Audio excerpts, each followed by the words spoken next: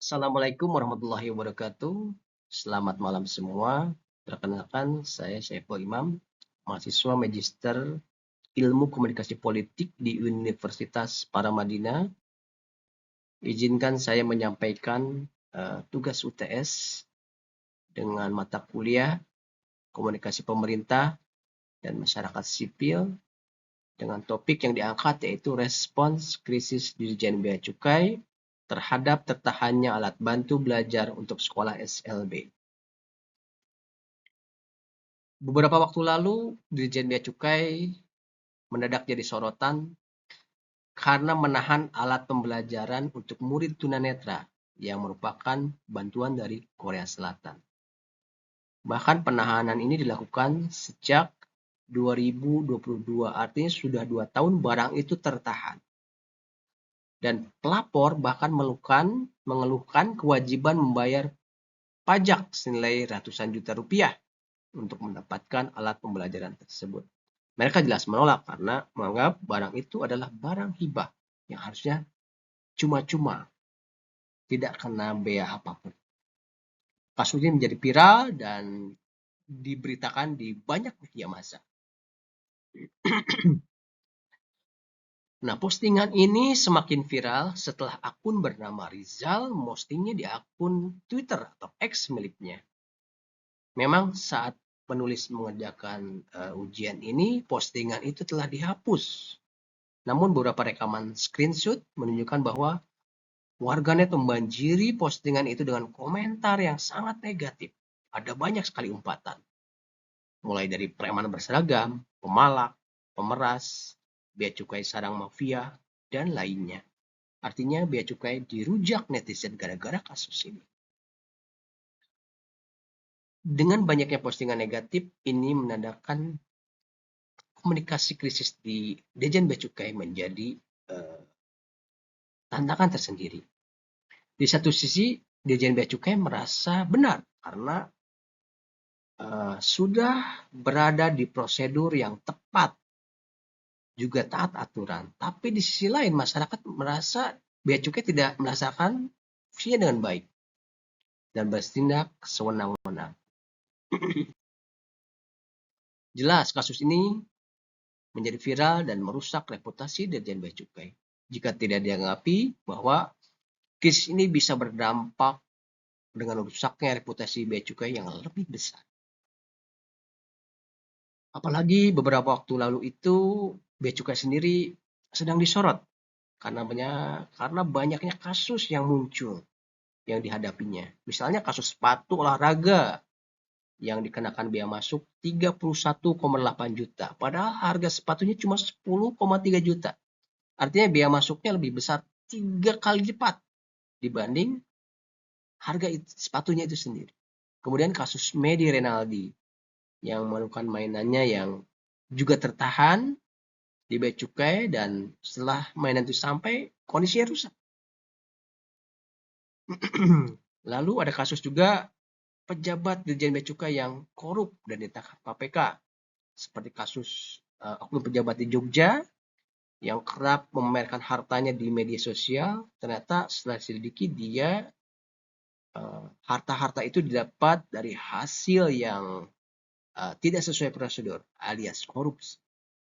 Juga ada kasus Kaisang dan istrinya yang tidak diperiksa bea cukai saat membuat tas belanjaan mewah dari luar negeri. Ini menjadi catatan sendiri buat bea cukai dan sorotannya jadi semakin tajam. Dalam kasus ini, bea cukai mencoba meminimalkan dampak informasi yang beredar di masyarakat dengan menyewa buzzer. Tapi penyewaan buzzer ini jadi blunder tersendiri. Karena buzzer yang disewanya itu kritis dan menolak tawaran bea cukai tersebut. Dia beranggapan sebaiknya bea cukai menyelesaikan masalah itu dulu. Jangan membangun citra atau reputasinya dengan menyewa buzzer ke masyarakat. Tawarannya juga sangat menggiurkan. Untuk menyewa buzzer dia sampai memasang tarif 100 juta rupiah. Kota saja warganet membanjiri postingan akun yang rencananya disewa oleh bea cukai untuk jadi buzzer itu dan mereka memberikan komentar negatif kepada bea cukai. Di sini dalam mengupas teori komunikasi krisis, saya menggunakan teori SCCT, yaitu Situational Crisis Communication Theory, merupakan kerangka teori yang dikembangkan oleh Timothy Combs yang digunakan untuk memahami dan merancang strategi komunikasi dalam menghadapi krisis. Menurut Combs, ada 3 tahap dalam manajemen krisis, yaitu pre-krisis, artinya dengan persiapan dan pencegahan untuk krisis itu sendiri, respons saat krisis berlangsung, dan post-krisis, yaitu perbaikan krisis. Setelah krisis selesai, artinya tetap ada pekerjaan rumah dari institusi itu untuk meningkatkan reputasinya. Untuk analisa kasusnya, ternyata emang masalahnya cuma di beda pemahaman, kesenjangan informasi saja antara masyarakat dan bea cukai. Artinya masyarakat tidak paham aturan dan prosedur penerimaan barang.